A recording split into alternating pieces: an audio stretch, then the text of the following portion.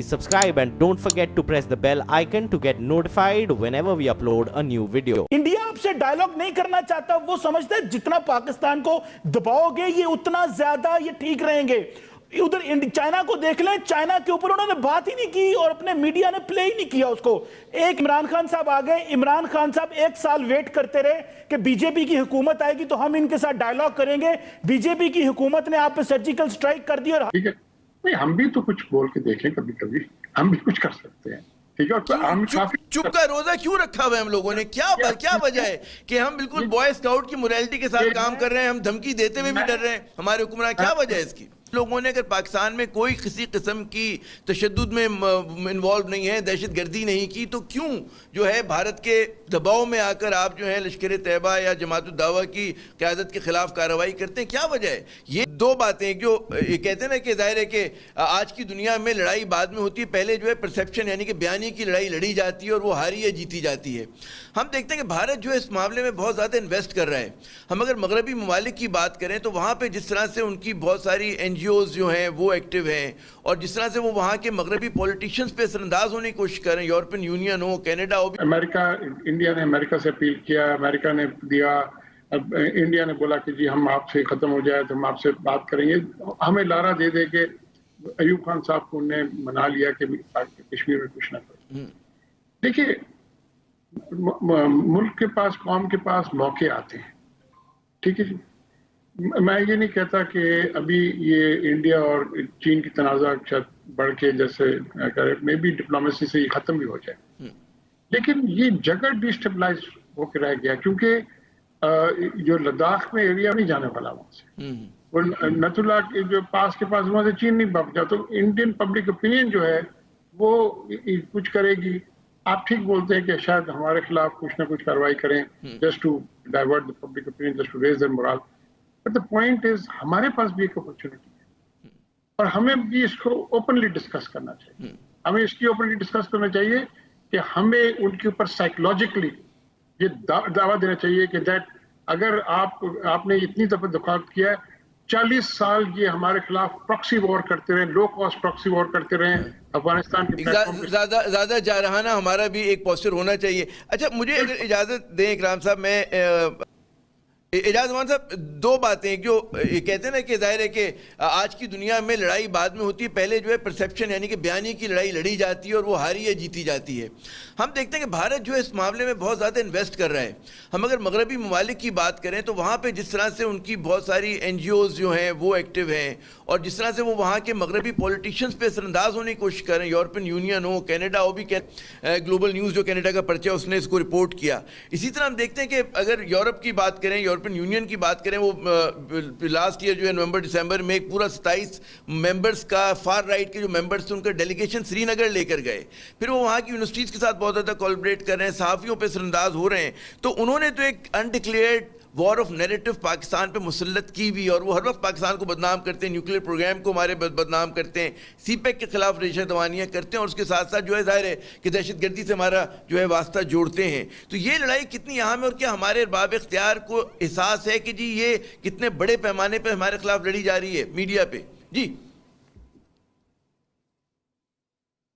अमृता, देखिए बात सुने, ये जो जंग है ये लड़ी जा रही है और लड़ी जाती रहेगी क्योंकि जो नैरेटिव इंडिया बना रहा है वो स्ट्रेटजिक इंटरेस्ट जो वेस्ट के हैं और जो अमेरिका के हैं इस रीजन में, उनके साथ वो सिंक करते हैं। लिहाजा अगर हम ये कहें कि हम इस नैरेटिव को सिरे से अपरूट कर देंगे और पूरा यूरोप हमारी बात सुननी शुरू कर देगा तो ऐसा कभी भी नहीं होगा। आपने देखना यह है कि आपने अपनी सेंसिटिविटीज को कैसे सेफ गार्ड करना है। ये जो दहशतगर्द तंजीमें सो कॉल्ड थी या जैश मोहम्मद थी या दूसरी जो तंजीमें थी, इनकी लीडरशिप को हम जेल कर चुके हैं, नज़रबंद कर चुके हैं, तंजीमें इनकी प्रोस्क्राइब हो चुकी हैं, इनके एसेट्स और अकाउंट फ्रीज हो चुके हैं और इनके खिलाफ पूरे तौर पे मुकम्मल तौर पे कानूनी कार्रवाई पाकिस्तान में अमल में लाई जा रही है। اس سے بیانڈ نہ ہم کچھ کر سکتے ہیں نہ کچھ کرنے کی ضرورت ہے. ایک سوال کا جواب جب آپ نے لیڈرشپ کو سزا دے دی اور جیل کر دیا. ضمنی سوال, ایک میرا ضمنی سوال, بہت سارے لوگ پاکستان میں شاکی ہیں اس پالیسی کے اوپر. وہ کہتے ہیں کہ جی ان لوگوں نے اگر پاکستان میں کوئی کسی قسم کی تشدد میں انوالو نہیں ہے, دہشت گردی نہیں کی, تو کیوں جو ہے بھارت کے دباؤ میں آ کر آپ جو ہے لشکر طیبہ یا جماعت الدعوہ کی قیادت کے خلاف کارروائی کرتے ہیں؟ کیا وجہ ہے یہ جو آپ جب ہم خود کارروائی کرتے ہیں تو آپ جو مسلح مزاحمت کا بیانیہ ہے, جہاد کشمیر کا بیانیہ ہے, ہم لوگ خود کمزور کر دیتے ہیں؟ اجاز امان صاحب جی. بالکل ٹھیک ہے, میں اسی کی طرف آ رہا ہوں کہ اگر آپ یہ نیریٹو سن کے اپنی پالیسیز بنائیں گے, اگر آپ جو دشمن چاہتا ہے آپ وہ کچھ کرنا شروع کر دیں گے, تو آپ اپنے نیشنل جو انٹرسٹ ہے اس کو کیسے سیف گارڈ کریں گے؟ آج جس اپرچونٹی کو اکرام سہگل صاحب بات کر رہے ہیں, ایک اپرچونٹی آج آپ کو کشمیر میں ملی ہے جو 70 برس میں نہیں ملی تھی. وہ یہ تھی کہ آج تک ہندوستان نے انڈین آکیوپائڈ کشمیر کی لیڈرشپ کو تقسیم رکھا, اور ان میں ایک جو لیڈرشپ تھی جو عبداللہ فیملی اینڈ مفتی فیملی تھی, یہ ہمیشہ سپورٹ کرتے رہے یونین ود انڈیا کے ساتھ جی, اور اس میں آٹونومی مانگتے رہے. حریت والے ہمیشہ آزادی کے طلبگار رہے, وہ انتخابات اور پلیبسٹ کی بات کرتے تھے, اور ایک اور گروپ تھا جو انڈیپینڈنٹ کشمیر کی بات کرتا تھا. تو اس ڈیویژن کی وجہ سے ہندوستان فائدہ اٹھاتا رہا. اب یہ فرما رہے ہیں کہ جی کیش کریں ان حالات کو. ظاہر ہے کیش اگر کرنے کی بات ہو رہی ہے قمر چیمہ صاحب, تو اس کا مطلب ہے کہ عملی مدد کی جائے, اور جو ہم لوگ دشمن کے بیانیے پر ان کے دباؤ میں آ کر اپنے مطلب اپنے ہی لوگوں کے خلاف کارروائی کرتے ہیں, یہ ایک سوالیہ نشان ہے. اور پھر جو ایک نیریٹو کی لڑائی بھارت نے پہ مسلط کی ہے, کیا ہمارے ارباب اختیار کو آپ کے خیال میں اس پہ نظر ہے, کوئی اس کو کاؤنٹر کرنے کی کوئی منصوبہ بندی ہے, نہیں ہے جی؟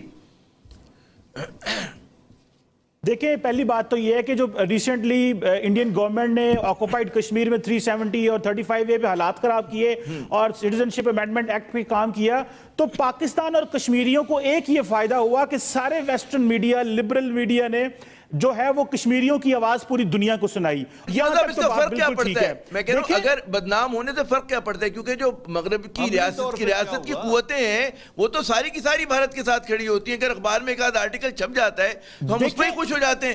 ہمیں خوش نہیں ہونا چاہیے غالباً, ہم بہت چھوٹی سی بات پہ خوش ہو جاتے ہیں جی. دیکھیں, ہمارے پاس اتنی بھی سکت نہیں تھی کہ یہ جو گلوبل نیریٹو ہے ایٹ لیسٹ ہم اس کو پلے اپ کر سکیں. وہ پلے اپ ہو گیا کیونکہ کمپلشن وہاں پہ ایسی تھی اور پلے اپ ہو گیا. بلکہ ایک جرنلسٹ کو وہاں پولیٹزر پرائز ملا اس دفعہ کہ کشمیر پہ جو اس نے فوٹوگرافی کی. بٹ اینی ہو, ایک اچھی چیز تھی. جو دوسری چیز ہمیں سمجھنی چاہیے اور جو امپورٹنٹ ہے وہ یہ ہے کہ دیکھیں, جو انڈیا ہے وہ ایک فائنینشیل ڈیسٹینیشن تو ہے ہی ہے, اور دنیا اس کو اس لینس سے دیکھتی ہے. ہم کیا کہتے ہیں, ہمارے فارن منسٹر کہتے ہیں کہ کشمیر پہ ہماری پالیسی ہے ڈپلومیٹک, پولیٹیکل اینڈ مورل. جو ہمیں چیز کو جو پولیٹیکلی ڈپلومیٹکلی ایگریسولی بیان کرنا چاہیے وہ یہ کرنا چاہیے کہ کشمیر کے اندر ایک لوکل سٹرگل چل رہی ہے, اور کیونکہ یہ ایک آکوپائڈ ٹیریٹری ہے تو یہاں پہ لوگوں کا عام جو سٹرگل کرنا ان کا حق ہے. سو یہ جو چیز ہے اس کو اب وہ کیا کرتے ہیں کہ جب اس طرح کی لوکل سٹرگل ہوتی ہے تو اس کو ایل او سی بڑا اہم نقطہ آپ نے اٹھایا کہ ریاض صاحب دیکھیے, جی دیکھیے بات سنیں, جی جی جی, یہ باتیں ساری یہ سب نائسٹیز ہیں, یہ کرنے کی باتیں ہیں. کیا یہ کشمیر ایک ایشو نہیں ہے جو پورے کا پورا کشمیر حل طلب معاملہ ہے؟ کیا وہ کشمیر انڈین آکیوپائڈ کشمیر الگ ہے اور یہ آزاد کشمیر الگ ہے؟ جب پلیبسٹ ہونا ہے یا حل طلب معاملے کی بات ہے تو یونائٹڈ نیشن کے مطابق یہ ایک کشمیر ہے اور تمام عوام اس کی شریک پارٹی ہیں. اگر یہ سب شریک ہیں تو ایک بازو کو وہ کاٹتے جائیں اور دوسرا بازو صرف دعائیں دیتا رہے. وہ یہ نوابزادہ نصر اللہ کا ایک شعر تھا کہ کب اشک بہانے سے کٹی ہے شب ہجراں, اور کب کوئی دعا صرف دعاؤں سے ٹلی ہے, کب کوئی بلا صرف دعاؤں سے ٹلی ہے. تو بات یہ ہے کہ اگر اس کشمیر کے آپ ایک ہاتھ باندھ دیں کہ آپ نے کچھ نہیں کرنا, آپ نے لائن آف کنٹرول کراس نہیں کرنی جب تک میں اجازت نہ دوں, ایک بازو باندھ دو اور ایک کو ذبح ہونے دو, تو پھر کس نیریٹو کا ہم انتظار کر رہے ہیں؟ اور ان کے ذبح ہونے کا ہم انتظار کریں گے کہ وہ ان پہ ظلم کرتا جا رہا ہے, دنیا کو ڈس ریگارڈ کرتا ہے. نیریٹو بن گیا, 80,000 लाशें कश्मीरियों ने उठा ली, दुनिया ने क्या कर दिया? 16,000 औरतों की इस्मत दरी हो गई, वेस्ट ने क्या कर दिया? पैलेट गन्स यूज हुए, दुनिया ने क्या कर दिया? उनकी आर्मी जो कश्मीरियों को शील्ड के तौर पे जीप के आके बांध के बिठा के चला रही है, दुनिया ने क्या कर लिया है? दुनिया अपने मफादात देखेगी और हमने देखना यह है कि हमारा मफाद क्या है और कश्मीरी क्यों ज़िबा हो रहे हैं और हम दूसरे बाजू को बांध के क्यों बैठे हुए हैं। ये चीजें देखनी पड़ेंगी और ये बहुत बड़े हल होती हैं, ये सिर्फ ज़बानी तकरीरों से और नैरेटिव से हल नहीं होती हैं। अशराफिया उसका चाहे वो पीपल्स पार्टी हो, चाहे नून लीग हो, चाहे पीटीआई, अब हम देखते हैं कि एक तसलसल है कि वो बहुत मजबूती के साथ भारत के खिलाफ जम के बात नहीं कर पा रहे और माजत ख्वाहाना रवैया, ये एक तसलसल आपको नजर नहीं आ रहा क्या? देखिए, डेफिनेटली आप देखें कि हर पार्टी की जो है पर्टिकुलरली पहले होता था पीपल्स पार्टी की एक सॉफ्टनेस थी टुवर्ड भारत, लेकिन उसके बाद जो उससे ज्यादा मोर डेंजरस थी वो पीएमएलएन की थी। और वो पीएमएलएन की थी बिकॉज आई थिंक वो बिजनेस इंटरेस्ट की वजह से काफी कुछ हम कॉम्प्रोमाइज हुए, इसके अंदर कुछ ठीक है। अब पीटीआई की जो है वो मोर एग्रेसिव पॉलिसी नहीं है बट मोर रियलिस्टिक पॉलिसी है। देखिए, बात ये जैसे जनरल एजाज अवान ने कहा कि हमें अभी we must respond in some kind. देखिए, आए दिन उनका कोई चीफ आर्मी स्टाफ, उनका कोई जनरल, कोई डिफेंस सेक्रेटरी, कोई डिफेंस मिनिस्टर, कोई पॉलिटिशियन वो लगा होता है कि पाकिस्तान हम ये कर देंगे, वो कर देंगे, फलाना कर देंगे। ठीक है, भाई हम भी तो कुछ बोल के देखें, कभी कभी हम भी कुछ कर सकते हैं। ठीक है, हम चुप का रोजा क्यों रखा हुआ है हम लोगों ने? क्या वजह है कि हम बिल्कुल बॉय स्काउट की मोरालिटी के साथ काम कर रहे हैं, हम धमकी देते हुए भी डर रहे हैं हमारे हुक्मरान? क्या वजह है इसकी? मैं आपको एक बात बताऊं जी, इस दुनिया में कभी भी अपीजमेंट पॉलिसी काम नहीं आई, कभी भी। कोई भी आप पूरी दुनिया में आप तारीख देख लें, और सबसे बड़ी अपीजमेंट पॉलिसी म्यूनिक वाली थी, जब हिटलर को अपीज करने के लिए उन्हें part of Poland, part of Czechoslovakia, part of Sudetenland वगैरह सब अपीज करते गए हिटलर को, हिटलर अपीज नहीं हुआ। इसी तरह मोदी साहब जो है वही, देखिए ना, कड़ी तो वही है। आरएसएस की, नाज़ी की पॉलिसी जो है आप देखें डीप डाउन, और आप कोइंसिडेंस देखिए, ये वो 1921 में बनती है ये इनकी जो स्वास्तिका वाली इनकी आरएसएस की, और 1924 में नाज़ी पार्टी बनती है। ठीक है, उनका सिंबल भी एक है, इंस्पिरेशन वही है इन लोगों की, बिल्कुल। अच्छा, ये जो आपने बात की एजाजवान साहब, मैं आपकी तरफ आऊंगा कि बार बार ये जो बात होती है। आमिर ज़िया साहब एक बात सुने जी, फरमाइए। आमिर ज़िया साहब, सिर्फ एक हमारी इंडो पाकिस्तान तारीख का एक चेहरा आपके सामने रखता हूं। जब ईस्ट पाकिस्तान में बात हो रही थी, ईस्ट पाकिस्तान का इंटरनल मामला था, उनके साथ अगर नाइंसाफी हुई थी, ट्रांसफर ऑफ पावर नहीं हो रहा था, जो कुछ भी हो रहा था, ये इंटरनल मामला था पाकिस्तान का। ये न यूनाइटेड नेशन का हल तलब मामला था, न डिस्प्यूटेड टेरिटरी थी, एक मुल्क का अंदरूनी मामला था। हिंदुस्तान ने उस वक्त रूस के साथ एक मुआहदा किया और फौज कशी करके फौज दाखिल कर दी, और Indira Gandhi is on record, उसने ये कहा था कि क्या वहां कत्लो गारत होती रहे और कत्ले आम होता रहे और हम खामोश तमाशाई बन के बैठे रहे? क्या वही जो एनोलॉजी है, क्या वही लॉजिक जो है आज पाकिस्तान जबकि स्टेक होल्डर है और कश्मीर एक हल तलब मामला है, यूनाइटेड नेशन के अंदर एक डिस्प्यूटेड रियलिटी के तौर पे एक्सेप्टेड है, क्या वहां पे ईस्ट पाकिस्तान से ज्यादा कत्लो गारत नहीं हो रही? 80,000 लाशें नहीं उठाई जा सकी?